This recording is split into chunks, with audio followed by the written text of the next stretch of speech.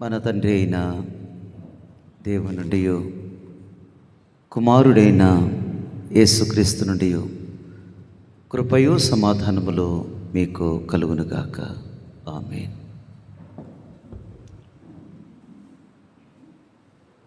తలలు ఉంచుకొని ప్రార్థన చేసుకుందాం. మా శ్రీదుర్గమా, మా విమోచకుడా, నా నోటి మాటలు, మందరి హృదయ ధ్యానం మీ దృష్టికి అంగీకారముగా చేసుకుని నీ ప్రియకుమారుడు మా ప్రభువైన యేసుక్రీస్తును మాత్రమే ఘనపరచమని మమ్మను సమస్తాన్ని మీ చేతులుగా అప్పగించుకుంటూ యేసుక్రీస్తు పరిశుద్ధ నామములో స్తుతించి ప్రార్థించి వాక్యం ధ్యానించుచున్నాము తండ్రి. ఆమేన్. క్రీస్తు యేసునందు మిక్కిలి ప్రియులారా, సజీవుడు పునరుద్ధానుడు మన ప్రభువైన యేసుక్రీస్తు పరిశుద్ధ నామములో మీ అందరికీ నా యొక్క వందనాలు, శుభాలు చెల్లిస్తూ ఉన్నాను.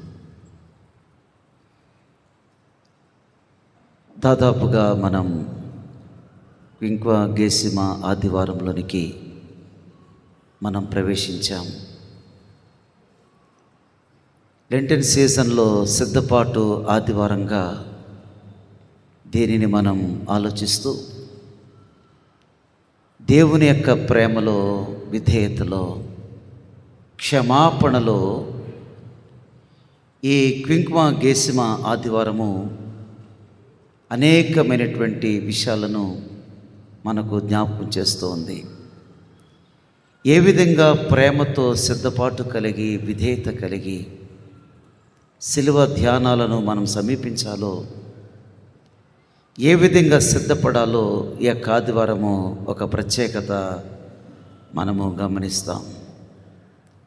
దానికి అనుగుణంగా సౌలు జీవితంలో నుంచి కొన్ని పాఠాలు మీకు అందించాలని నేను ఆశిస్తూ ఉన్నాను. సౌలు ఆరంభం అద్భుతం, ముగింపు దయనీయం. అనేక మార్లు దేవుడు చాలా అవకాశాలు సౌలుకి ఇచ్చాడు. ఒక మారు కాదు, రెండు మార్లు కాదు, పలుమార్లు దేవుడు సౌలుకి అవకాశం ఇచ్చాడు. అవకాశాన్ని సద్వినియోగం చేసుకోలేకపోయాడు. ఎందుకో దిద్దుబాటును అతడు అంగీకరించలేకపోయాడు. దిద్దుబాటు చేసే మెంటర్ కూడా అతడు దూరం అయిపోయాడు సమూయేలుకు. ఎందుకంటే మాటి మాటికి సమూయేలు దిద్దుబాటు చేస్తున్నాడు. బలులు అర్పించుట కాదు, యెహోవా ఆజ్ఞను గైకొనుట ద్వారా దేవుడు సంతోషించును, ఆ మాట అతనికి అంగీకారంగా లేదు. ఏ మాత్రం కూడా దేవుని మాటలు ఎంతో విధేయత కనపరచవలసినటువంటి సౌలు చివరి వరకు అతడు అవిధేయుడిగా మిగిలిపోయాడు. మన జీవితంలో అనేకమైనటువంటి తరుణాలు దేవుడు మనకిస్తూ ఉన్నాడు. సౌలు రాజుకి ఇచ్చినట్టే మనకు కూడా అనేకమైన తరుణాలు ఇస్తూ ఉన్నాడు. ఒకవేళ తరుణాలు జార విడుచుకుంటున్నామేమో మన జీవితంలో పరిశీలన చేసుకోవాలి. సౌలు అనే మాటకు అడగబడినవాడు అని అర్థం. న్యాయాధిపతుల గ్రంథం వరకు దేవుడే రారాజుగా ఉండి వారిని పాలించాడు. దేవుని నాయకత్వం క్రింద ఇశ్రాయేలు ప్రజలు ఉన్నారు. ఎందుకో లోక మర్యాద చొప్పున మాకొక రాజును నియమింపుము. దేవుని మర్యాద కాదు, లోక మర్యాద చొప్పున, అంటే ఆ రాజు అండర్లో మేముంటాం అని కోరుకున్నారు. దేవుడే రారాజుగా ఉండి వారిని నడిపిస్తుంటే మాకు ఇహలోక సంబంధమైన రాజు కావాలి, ఆయన పరిపాలన క్రింద మేముండాలి. దేవుడు మాటి మాటికి అడిగితే కాదంటాడా? మాటి మాటికి శోధిస్తే కొన్నిసార్లు మన జీవితంలో ఎస్ అని చెప్తాడు, కానీ దాని యొక్క పరిణామాలు చివరికి చాలా దుఃఖకరంగా మనకు కనపడుతుంది. సమూయేలు మొదటి గ్రంథం 9వ అధ్యాయములో పాత నిబంధన పాఠములో చదవగా మనం విన్నాం. సౌలు కుటుంబం దాని యొక్క నేపథ్యం గురించి పరిశుద్ధాత్ముడు చక్కగా వ్రాశాడు. డైరెక్ట్గా కీషు కుమారుడైన సౌలు అని పరిచయం చేస్తే బాగుండేది. కీషు కుమారుడైన సౌలు అని పరిచయం చేస్తే బాగుండేది. కానీ ఇక్కడ 4 తరాలు చెప్పిన తర్వాతనే సౌలు గురించి మాట్లాడాడు దేవుడు. 4 తరాలు. ఎందుకు ఇక్కడ 4 తరాలు చెప్తున్నాడు? మొదటి వచనంలో ఉంది 4 తరాలు. దేవునికి కొన్నిసార్లు అనుకుంటాం, ఎందుకు ఇన్ని తరాలు జ్ఞాపకం చేశాడు? అంత అవసరత ఏముంది దేవునికి ఇన్ని తరాలు చెప్పడానికి? డైరెక్ట్గా కీషు కుమారుడు సౌలు అని చెప్తే బాగుండేది. 4 తరాలు దేవునికి ముఖ్యమా? మరి దావీదును పరిచయం చేసేటప్పుడు తరాల గురించి చెప్పలేదే. డైరెక్ట్గా దావీదు గురించి పరిచయం చేసినప్పుడు తరాలు ప్రస్తావన చేయలేదు. కానీ ఇక్కడ తరాలు ప్రస్తావన చేస్తూ ఉన్నాడు. అంటే మన గతం ఆయన చేతిలో ఉందని గుర్తుపెట్టుకోవాలి. 4 తరాలు గతం ఆయన చేతిలో ఉంది. దేవుడు తరాల మీద పనిచేస్తూ ఉన్నాడు, అది గుర్తుపెట్టుకోవాలి. దేవుడు తరాల మీద పనిచేస్తూ ఉన్నాడు. ఆయన మన గతం, మన తరాల గతం ఆయన చేతిలో ఉంది. గమనించారా? అందుకే మన తరములో చక్కగా బ్రతకాలండి, మనం చక్కగా జీవించాలి. ఎందుకనంటే మన బిడ్డలను దేవుడు దర్శించినప్పుడు కొన్ని తరాలు తీస్తే, కొన్ని తరాలను ప్రభు జ్ఞాపకం చేసుకుంటే ఏంటి ఆలోచించేశారా? 4 తరాలు తీస్తూ ఉన్నాడు. 4 తరాలు చెప్పిన తర్వాతనే ఇక్కడ సౌలు గురించి మాట్లాడటం దేవుడు నేర్పిస్తున్నాడు. నిజమే దేవుని బిడ్డలారా, మన తరములో మనం చక్కగా జీవిస్తే మన తరం యొక్క బ్లెస్సింగ్స్ మన బిడ్డల మీద ఉంటాయని నేను మీకు మనవి చేస్తున్నాను. ఒక తండ్రిగా, ఒక తల్లిగా మన తరములో చక్కగా మన బిడ్డలకు ఒక మాదిరి చూపించగలిగితే దేవుడు తరాల మీద పనిచేసినట్టుగా మన బిడ్డల మీద కూడా, మన లేకపోయినప్పటికీ కూడా మన తరాల మీద దేవుడు పనిచేస్తాడు అని గుర్తుపెట్టుకోవాలి. ఇదొక దైవికమైన కుటుంబం. ఇన్ని తరాలు తీశాడనంటే సౌలు గురించి, వారి తండ్రి గురించి మాట్లాడుతూ, కీషు తండ్రి భాగ్యవంతుడు, బహుమంది పనివారున్నారు, పైగా ఆయనకు గార్ధబములు, ఈ గొర్రెల మందలు కూడా ఎక్కువగా ఉన్నాయి. ఎందుకు ఈ తరాల గురించి మాట్లాడుతున్నాడనంటే మరొక విషయం, సౌలు ఎందుకు ఎలా జీవించాడు అనడానికి అవకాశం లేకుండా ఇతడు నిజముగా ఇశ్రాయేలీయుడని చెప్పడానికి. ఇశ్రాయేలీయుడు ఇతడు, పైగా 4 తరాలు చూస్తే ఇతడు బెన్యామీను గోత్రికుడు అని చెప్తున్నాడు. బెన్యామీను గోత్రికుడు. ఇవన్నీ మనకు అవసరం. కొన్నిసార్లు మనము వంశావళి తరాలు పెద్ద ఇష్టపడం మనం, కానీ తరాల మీద మత్తయి సువార్త 1వ అధ్యాయంలో కామ కూడా దేవుడు సందేశం పెట్టాడు. అక్కడ ఒక కామ ఇస్తాడనమాట. మనం అనుకుంటాం ఏదో కామ పెట్టాడు. కామ దగ్గర పెద్ద సబ్జెక్ట్ ఉంది, పెద్ద వాక్యం పెట్టాడు అక్కడ. ఎందుకు కామ పెట్టాడని వంశావళులు పరిచయం చేస్తూ ఫుల్ స్టాప్ పెట్టాడు. కానీ మర్యాద దగ్గరకు వచ్చేసరికి ఒక కామ పెట్టాడు. ఎందుకంటే భార్య భర్తను పరిచయం చేసేటప్పుడు భార్య భర్తను పరిచయం చేశాడు, కానీ ఇక్కడ యేసు ప్రభువును పరిచయించేటప్పుడు మరియాని కామ పెట్టాడంటే నిజమైనటువంటి తండ్రి కాదు, కేవలము భౌతికమైన తండ్రి, తల్లిదండ్రులకు పుట్టినవాడు కాదని ఆ కామ మనకు అర్థం చేసుకోవాలన్నమాట. కాబట్టి దేవుని బిడ్డలారా, దేవుని గ్రంథములో ప్రతీది కూడా మనకు ఆత్మీయ పాఠం ఉన్నదని మనం గ్రహించాలి. దేవుడు తరాల మీద పనిచేస్తున్నాడు. మన తరాలన్నీ కూడా దేవునికి తెలుసు. మనకు కొంతవరకు తెలుసు, కానీ దేవుడికి తరాలన్నీ కూడా తెలుసు. ఆ తరాలను జ్ఞాపకం చేసుకుని దేవుడు ఇక్కడ సౌలును రాజుగా ఏర్పాటు చేసుకున్నాడు. సహజంగా చెప్పాలనంటే అండి, రాజు అనే వ్యక్తి యోధా గోత్రం నుంచే రావాలి. యేసు ప్రభు యోధా గోత్రం. ఆయన రారాజుగా ఈ లోకానికి రావాలనంటే యోధా గోత్రమే ఉండాలి. కానీ దేవుని యొక్క కృప ఒక బెన్యామీనైనటువంటి ఒక కీషు. ఆ కాలములో బెన్యామీను గోత్రం చాలా పేదరికంలో ఉండేదండి. ఈ 12 గోత్రాలలో ఎఫ్రాయిము, మధ్యలో బెన్యామీను, యోధా, ఈ 2 గోత్రాల మధ్య ఈ బెన్యామీను గోత్రం ఉంటుంది.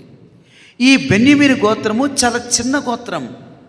యోధా గోత్రాన్ని ఆనుకుని ఈ గోత్రం ఉంటుంది, బెన్యామీను గోత్రం. నిజమే, కుటుంబ నేపథ్యం బాగుంది, చాలా మంచిగా ఉంది, తరాలు బాగున్నాయి. వారి యొక్క భక్తి జీవితం కూడా చాలా అద్భుతంగా కనపడుతుంది. 2వ వచనములో సౌలును పరిచయం చేస్తూ, అతడు బహు సౌందర్యము గల యవ్వనుడు, అతని పాటి సుందరుడు ఒక్కడునూ లేడు. అతని పాటి సుందరుడును ఒకడు లేడు, బహు సౌందర్యము గల యవ్వనుడు. ఎందుకో బైబిల్ ఇక్కడ తన యొక్క ఫిజికల్ బ్యూటీ గురించి చెప్పాడు కానీ స్పిరిచువల్ బ్యూటీ గురించి చెప్పలేదు. నాకు చాలా ఆశ్చర్యం కలిగింది. సహజంగా దేవుడు స్పిరిచువల్ బ్యూటీ గురించి చెప్పాలి. ఎందుకో సౌలు జీవితంలో దేవుడు స్పిరిచువల్ బ్యూటీని ప్రస్తావించలేకపోయాడు. Physical beauty. దేవుని బిడ్డలారా, ఈ లెంటెన్ సీజన్లో మన జీవితంలో ఫిజికల్ బ్యూటీ కాదండి, స్పిరిచువల్ బ్యూటీ దేవునికి కావాలి. విరిగిన నలిగిన హృదయంతో మనం దేవుని సన్నిధికి రావాలి. విరిగిన నలిగిన మనస్సే దేవునికి ఇష్టమైనటువంటి బలి, స్పిరిచువల్ బ్యూటీ. కానీ తన జీవితంలో ఫిజికల్ బ్యూటీ మనకు కనపడుతుంది. అతడు యవ్వనుడు. పైగా ఆయన గురించి మాట్లాడుతూ, అతడు భుజములు మొదలుకొని పైకి ఇతరుల కంటే ఎత్తు గలవాడు, టాలర్ దెన్ అదర్స్ అన్నమాట. ఆయన యొక్క ఎత్తు గురించి చెప్పాడు కానీ తన యొక్క ఆధ్యాత్మిక ఎత్తు గురించి పరిశుద్ధాత్ముడు మాట్లాడలేకపోయాడు కదండి. ఆయనకు స్పిరిచువల్ బ్యూటీ చెప్పలేకపోయాడు. ఈ స్పిరిచువల్లీ టాలర్ అని ప్రభు చెప్పలేకపోయాడు. అతని యొక్క ఫిజికల్గా అతని ఎత్తు గురించి రాశాడు కానీ అతడు ఆధ్యాత్మికంగా ఎంత ఎత్తుకు ఎదిగాడో పరిశుద్ధాత్ముడు వ్రాయలేకపోయాడు. ఒకవేళ మన గురించి కనుక రాస్తే ఏ ఎత్తులో ఎదిగామనంటే మనం ఏం చెప్పుకుంటాం? ఏమండి, ఏ ఎత్తులకు ఎదిగాం? దేవునికి కావాల్సింది ఆధ్యాత్మిక ఎత్తులో మనం ఉండాలని దేవుడు ఆశిస్తూ ఉన్నాడు. లెంటెన్ సీజన్లో మనం ప్రవేశిస్తూ ఉన్నాం.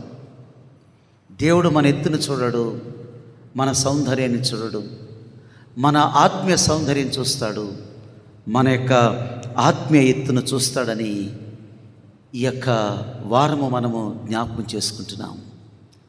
ఇవన్నీ మనం పరిశీలన చేసుకున్న పిమ్మటనే కల్వరి దగ్గరికి రావాలండి, సిలువ దగ్గరికి రావాలి. ప్రభువా, నేను మీరు ఆశించినంత ఎత్తైనటువంటి ఆత్మీయ ఎత్తులోకి నేను రాలేకపోయాను. ఈ సంవత్సరమైన నా జీవితంలో ఆధ్యాత్మికంగా ఉన్నతమైన ఎత్తులోకి నేను ఎదగాలని నన్ను ఆధ్యాత్మికంగా ఎత్తులోకి ఎదిగించవని ఆ కల్వరి శిలువ దగ్గరకు వచ్చినప్పుడు దేవుడు ఖచ్చితంగా ఆత్మీయంగా ఉన్నతమైనటువంటి ఎత్తులోనికి మనల్ని ఎదిగిస్తాడనే విషయాన్ని ఇక్కడ ప్రభు మనకు జ్ఞాపకం చేస్తున్నారు. అంత మాత్రమే కాదు,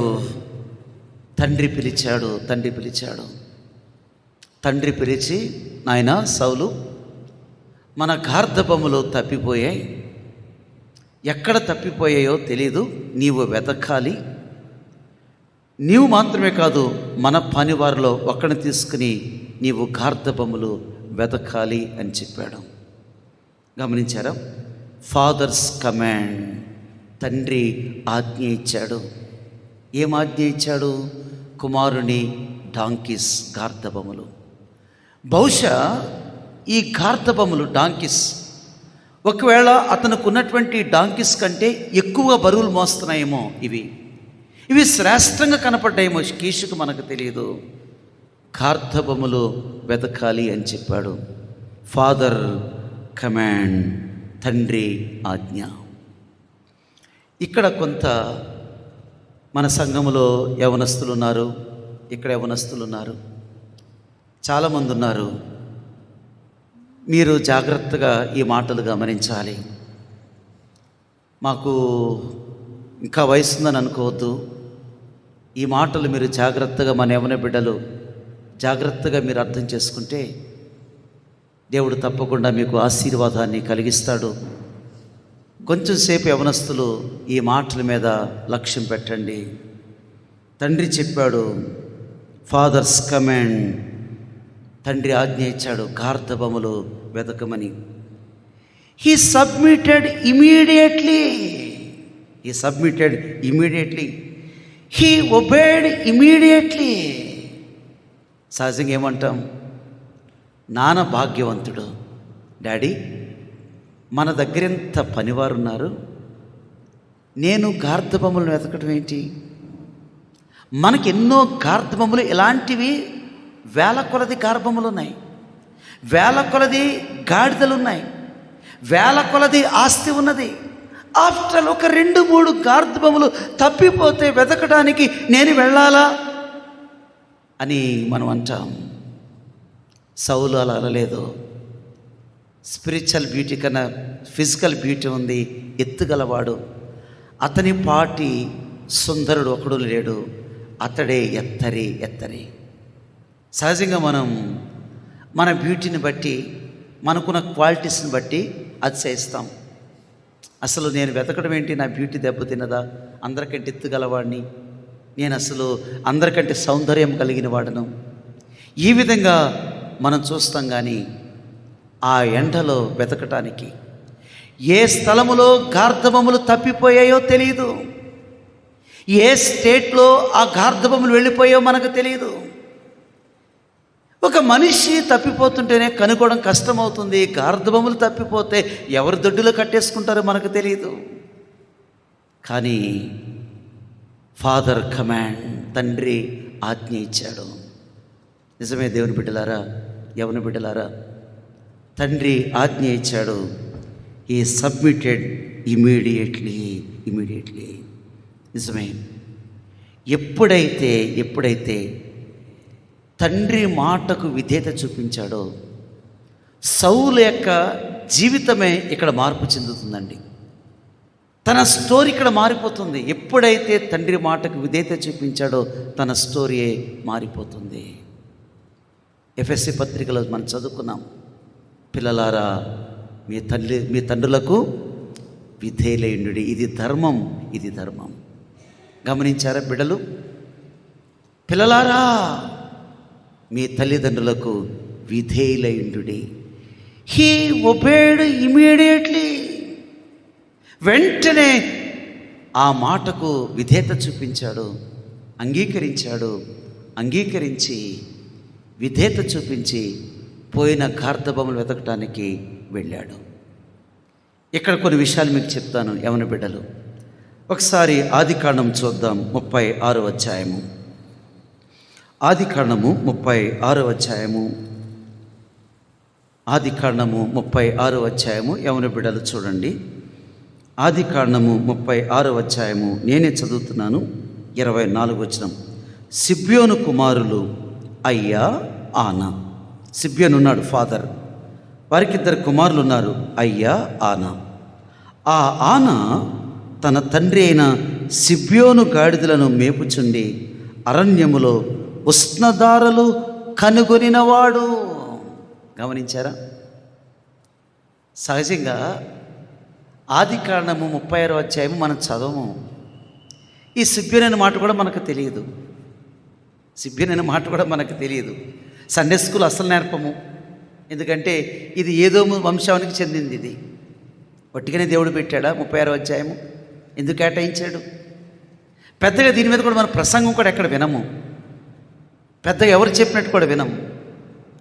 సిబ్యోనుకు 2 కుమారులు ఉన్నారు. 2 కుమారుల పేరేంటమ్మా? అయ్యా, ఆనా. చక్కగా కదా పేర్లు ఉన్నాయి, 2 అక్షరాలే, ఎందుకు చాలా చక్కగా ఉంటాయి, ఈజీగా ఉంటుంది. ట్రంప్ అట్లా అనమాట. ఈజీగా మనకు చాలా పెద్ద పేరు ఉంటుంది కాబట్టి మనం నిక్నేమ్ పెట్టుకుంటాం, పలకలేక కష్టమయ్యి. ఆనా అయ్యా అని 2 కుమారులు ఉన్నారు. ఆనని పిలిచి సిబ్యోను అంటాడు, నాయనా అరణ్యములో గార్ధబములను మేపు అని అన్నాడు. అరణ్యములో గార్ధములు మేపు. మన పిల్లలైతే ఏమంటారు, డాడీ ఎక్కడైనా కానీ అరణ్యములో గార్ధబములు ఎక్కడైనా కానీ మేపుతాడు ఎవడైనా? తెలివున్నవాడు నీళ్లు లేని చోట, పచ్చిక లేని చోట, మేత లేని చోట ఎక్కడైనా డాడీ మేపుతాడా అని అంటాం. ఎవడి పిల్లలు అన్నారా మీరు? ఖచ్చితంగా అంటారు. అరణ్యములో మేపుచుండెను. అక్కడ నీరు లేని ప్రాంతం, గడ్డి లేని ప్రాంతం, పచ్చిక లేని ప్రాంతం. కానీ తండ్రి ఫాదర్ కమాండ్, తండ్రి ఆజ్ఞ ఇచ్చాడు, మేపుచుండెను. 1 రోజు కాదు, 2 రోజులు కాదు, తండ్రి చెప్పిన ప్రకారంగా ఎక్కడ గాడిదలు మేపాలో అక్కడే మేపుతున్నాడు సిబ్యోను.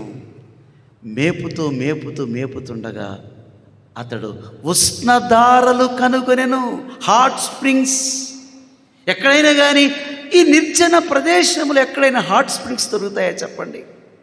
ఒక మంచి ప్రదేశములనైతే మనకు మంచి నీళ్లు దొరుకుతాయి, కానీ ఒక నిర్జన ప్రదేశం, ఎందుకు పనికిరాని ప్రదేశంలో ఉష్ణధారలు కనుగొనడం చాలా కష్టమే, అది పుట్టవు.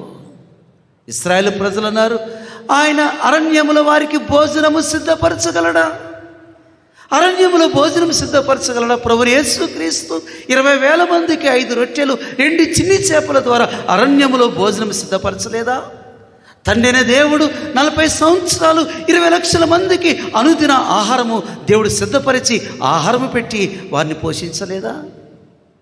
ఎస్, మనం తండ్రికి విధేయత చూపిస్తే, మన ప్రభుకి విధేయత చూపిస్తే దేవుడు ఖచ్చితంగా బిడ్డలకు ఎక్కడో చోట ఉష్ణధారలు పెడతాడండి. ఈరోజు చాలామంది బిడ్డలు ఎదుగున్నారు, కానీ ఉష్ణధారలు కనుగొనలేకపోతున్నారు. కారణం డిసోబీడియన్స్. తండ్రిని ప్రక్కకు పెట్టడం, తల్లిని నిర్లక్ష్యం చేయటం. నీ జీవితంలో నీ తల్లిదండ్రులకు నీ అంత జ్ఞానం లేకపోయినప్పటికీ కూడా ఒక బిడ్డగా, ఒక కుమారుడిగా, ఒక కుమార్తెగా నీ జీవితంలో తల్లిదండ్రులకు నువ్వు సబ్మిట్ చేసుకుంటే ఎక్కడో చోట నీ కొరకు దేవుడు ఉష్ణధారలు పెడతాడు. అది నిర్జీవ ప్రదేశం. అది నిజమే దేవుని బిడ్డలారా, ఇది ధర్మమే, విధేయులైనట ఇది ధర్మమే అని దేవుని వాక్యం ఎంత స్పష్టంగా జ్ఞాపకం చేస్తుంది. దేవుని బిడ్డలారా, మనం బాధ్యతగా పనిచేసినప్పుడు ఆశీర్వాదాలు కనిపిస్తాయండి. బాధ్యతగా చేసినప్పుడు, తండ్రి ఏ పని చెప్పినప్పుడు కూడా, తల్లి ఏ పని చెప్పినప్పుడు కూడా నువ్వు బాధ్యతగా ఆ పని చేస్తే నీ జీవితంలో ఆశీర్వాదాలు కనిపిస్తాయి. ఇలాంటి నిర్జన ప్రదేశంలో కూడా దేవుని ఆశీర్వాదం దొరుకుతుంది. నిజమే, మన జిఎల్సి యవన బిడ్డలు చక్కగా తల్లిదండ్రులకు వారు చెప్పే మాటలకు మీరు విధేయత చూపిస్తే పరలోకపు తండ్రిని మీరు సంతోషపెట్టినట్లే. మీ బలులు కాదు, మీ అర్పణలు కాదు, మీ టాలెంట్స్ కాదు, ఈ లెంటెన్ సీజన్లో మనకు కావాల్సింది మన తల్లిదండ్రులకు విధేయత చూపించినప్పుడే అదృశ్యుడైన దేవునికి మనము విధేయత చూపించినట్టే. దేవునికి కావాల్సింది విధేయత అనేది మనకు కనపడుతుంది. ఒక మాట చెప్తున్న యవనస్తులు వినండి. యెషయా ఉన్నాడు, దావీదు తండ్రి. అతనికి 8 మంది కుమారులు ఉన్నారు. 7గురిని ఆర్మీలో సెటిల్ చేశాడు. ఒకడిని మాత్రం వాడికి చదువు రాకనో మొద్దుడో మొత్తానికి చివరికి గొర్రెలు కాసుకోరని చెప్పి మార్చేశాడు. 7గురు ఆర్మీలో సెటిల్ అయ్యారు, ఆర్మీలో బాగున్నారు. తర్వాత కొంతకాలం గాతువాడైనటువంటి గొలియాతు ఆ యుద్ధానికి వచ్చినప్పుడు తండ్రి పిలిచి, డేవిడ్, మరి అన్నలు యుద్ధములో ఉన్నారు, ఈ లంచ్ ప్యాక్ తీసుకెళ్ళి అన్నలకిచ్చిరా అన్నాడు. సహజంగా ఏమనాలి డేవిడ్? ముందే అన్న ఎలియాబు తమ్ముడిని చూస్తే రసరసలు ఆడిపోతాడు. తమ్ముడిని చూస్తే ఓర్చుకోలేడు. అసలు ఏదో ఒక మాట అంటాడు, క్రిటిసైజ్ చేస్తాడు తమ్ముడిని. అన్నలు ఏదో ఒక మాట, ముందు ముఖ్యంగా అన్న క్రిటిసైజ్ చేస్తాడు. మిగతా వాళ్ళు పర్వాలేదు, కానీ పెద్దోడు మాత్రం, ఇంటికి పెద్దోడు మాత్రం ఏదో ఒక మాట అనేది ఊరుకోవడం. డాడీ సారీ, నేను వెళ్ళను, నేను ఆ పని చేయను అని అనలేదు. ఒకవేళ ఆ లంచ్ ప్యాక్ తీసుకుని వెళ్ళకపోతే అతడు వెళ్ళటమే రాజుగా అభిషేకింపబడ్డాడు. రాజుగా సింహాసనం ఎక్కడానికి దేవుడు మార్గం చూపించాడు. అది గుర్తుపెట్టుకోవాలి. ఒకవేళ నో అని చెప్పుంటే డేవిడ్, ఒకవేళ లంచ్ ప్యాక్ నేను తీసుకువెళ్ళని చెప్పుంటే కనుక అతని జీవితంలో రాజుగా ఉండే ఆ గొప్ప ధన్యత దావీదు కోల్పోయేవాడే. విధేయత చూపించాడు తండ్రి మాటకు, ఫాదర్ యొక్క కమాండ్కి ఇమీడియట్లీగా అతడు లోబడ్డాడు. దేవుని బిడ్డలారా, యవన బిడ్డలారా గమనించండి. యోసేపు తల్లి చనిపోయింది, అన్నలు 11 మంది అన్నలు. డాడీ చెప్పాడు జాకబ్, నానా మరి పిల్లలు వీళ్ళు అన్నలు లేరురా, 3 days అయిపోయింది, వాళ్ళు షెకెముకి వెళ్ళారు గొర్రెలు మేపుతానని, ఇంతవరకు రాలేదు, వాళ్ళకి భోజనము ఉన్నదో లేదని చెప్పి ఒక పెద్ద ఆహార మూట తల మీద పెట్టాడు. అప్పటికే యోసేపు అంటే అన్నలకందరికీ అసూయ గిట్టదు. సారీ డాడ్, నేను వెళ్ళను, అన్నలకు నేనంటే పడదు, ఏదో ఒకటి క్రిటిసైజ్ చేస్తారు, ఏదో ఒక మాట అంటారు అన్నాడా. ఆ లంచ్ ప్యాక్ని నెత్తి మీద పట్టుకుని షెకెమునకి వెళ్ళాడు. షెకెమునకి వెళితే అన్నలు కనపడలేదు. సరే కనపడలేదని చెప్పి రిటర్న్ రాలేదు. ఆ లంచ్ ప్యాక్ పట్టుకుని అందరిని అడుగుతున్నాడు, సార్ ఇక్కడ ఎవరైనా గొర్రెలు కాసుకునే ఒక 10 మంది కనపడ్డారు మీకు అన్నప్పుడు, మాకు కనపడలేదు. ఒకడన్నాడు, మాకు కనపడ్డాడు, కనపడి వాళ్ళు మాట్లాడుకుంటా విన్నాను, ఏంటంటే దోతానికి వెళదాము రండి అని చెప్పుకున్నట్టు నేను విన్నాను అన్నప్పుడు దోతానికి వెళ్ళాడు. దోతానికి వెళ్ళి అది ఇచ్చాడు. ఇవ్వడమే యోసేపు యొక్క జీవితం సింహాసనానికి దారితీసింది. గమనించారా దేవుని బిడ్డలారా? ప్రతి చిన్న పనికి ఆశీర్వాదం ఉన్నది. ప్రతి చిన్న పని కూడా ఆశీర్వాదం ఉంది. ఒకవేళ నువ్వు సంఘంలో కేబుల్ చుడతావా, లేకుంటే సంఘంలోకి ఏదైనా పని చేస్తావా, నీళ్ళు ఇస్తావా, సంఘంలో కొంచెం చైర్స్ క్లీన్ చేస్తావా, లేకుంటే ఏదైనా చేస్తావా, ప్రతి చిన్న పనికి కూడా దేవుని సన్నిధిలో ఆశీర్వాదం ఉన్నదని విషయాన్ని ఇక్కడ ప్రభు జ్ఞాపకం చేస్తున్నాడు. అందుకే యవనస్తులకు ఈ మాటలు నేను తెలియచేస్తున్నాను. విధేయత. ఒకసారి లూకాసు వార్త 5వ అధ్యాయములో ఒక్కసారి 11వ వచనం చూడండి. వారు రాత్రంతా ప్రయాసపడ్డారు, వాళ్ళకేమీ దొరకలేదు. దేవుని యొక్క యేసుప్రభు యొక్క గైడెన్స్ ఇచ్చాడు. ఆ గైడెన్స్ ప్రకారంగా వాళ్ళు వల విసిరారు. ఏమి పట్టని వాళ్ళు 2 దోణిలు మునిగేటట్లుగా ప్రభు నింపేశారు. అప్పుడు వెంటనే ప్రభు అన్నాడు, మిమ్మల్ని మనుషులు పట్టు జాలరుగా చేస్తానని ప్రభు చెప్పాడు. అప్పుడు ఏం జరిగిందో చూద్దాం.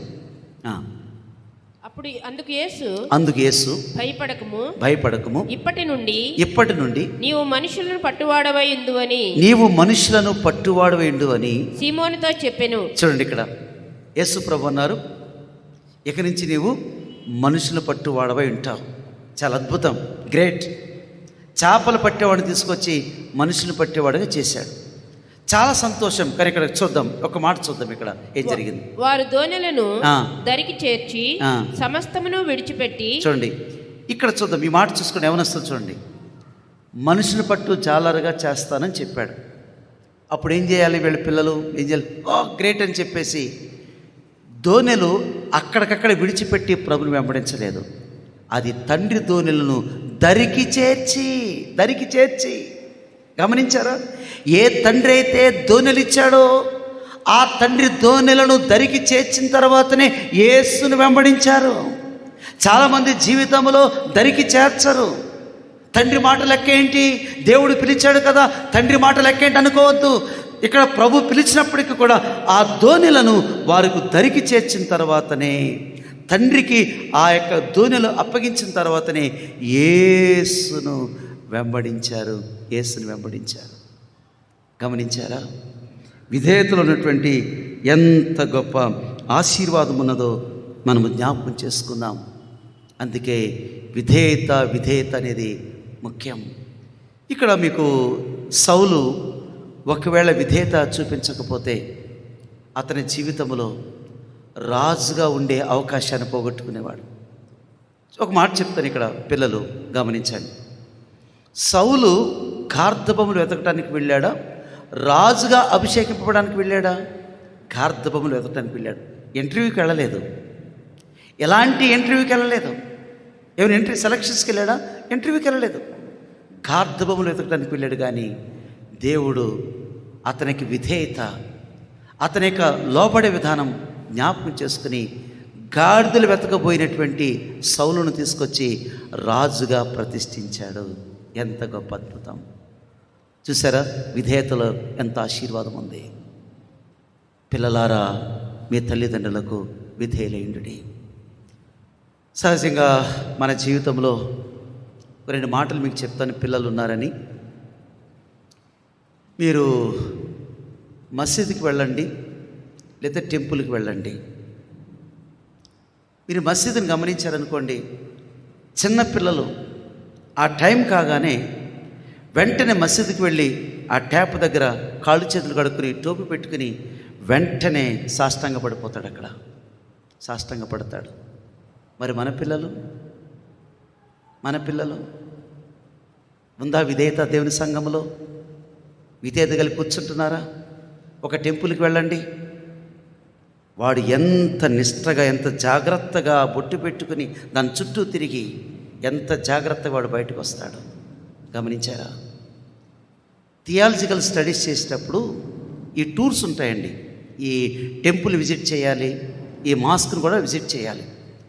నేను చదువుకునేటప్పుడు బల్కమ్మపేట ఈ టెంపుల్కి నేను వెళ్ళానండి, విజిట్ చేశాను. అసలు ఎలా ఉంటుంది అక్కడ ఏంటి అనేది.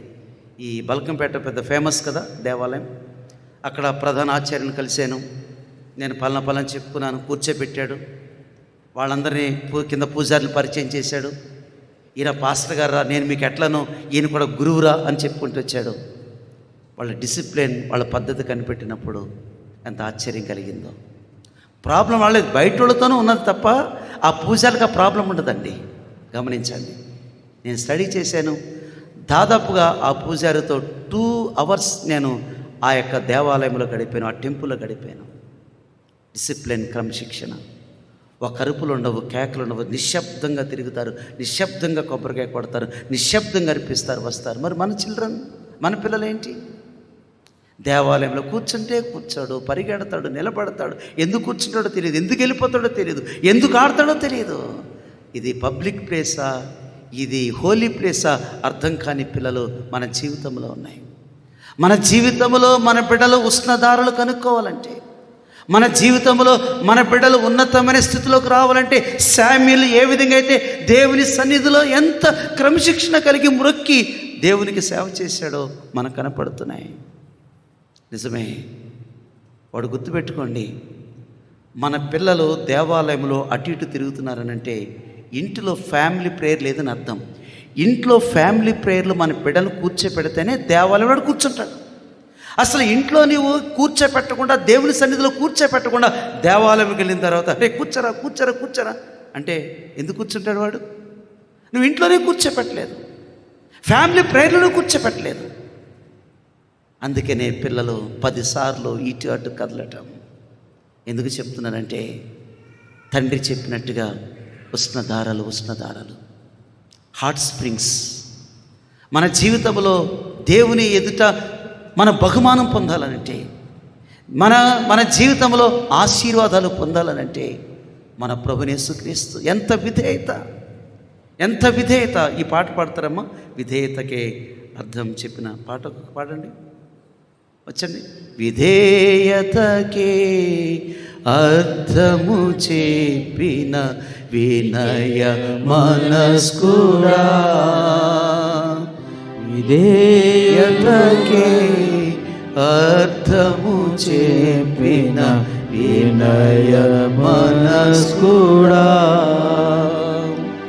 అవిధేయత తొలగించుమయా,